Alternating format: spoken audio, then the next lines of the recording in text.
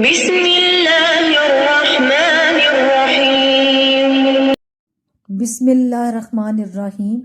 حضرت علی کرم اللہ وجہہ نے فرمایا، جو تمہارے سامنے تمہارے عیب چھپاتا ہے اور غائبانہ ظاہر کرتا ہے وہ دشمن ہے، جو تمہارے سامنے تمہارے عیب بتاتا ہے اور غائبانہ چھپاتا ہے وہ تمہارا دوست ہے۔ حضرت علی رضی اللہ عنہ نے فرمایا، عاقل اپنے کاموں پر اور جاہل اپنی امیدوں پر بھروسہ کرتا ہے۔ عاقل کمال چاہتا ہے اور جاہل مال چاہتا ہے۔ حضرت علی رضی اللہ عنہ نے فرمایا، جو اللہ کے سوا کسی دوسرے سے نفع پہنچنے کی امید رکھتا ہے اس کی امیدیں جھوٹی ثابت ہوتی ہیں۔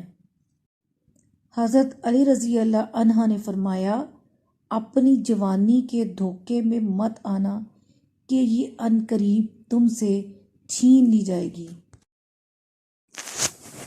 حضرت علی رضی اللہ عنہ نے فرمایا، جھوٹے کو جھوٹ کی وجہ سے 3 مصائب پیش آتے ہیں۔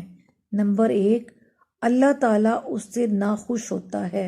نمبر 2، لوگ اسے ذلیل و خوار سمجھتے ہیں۔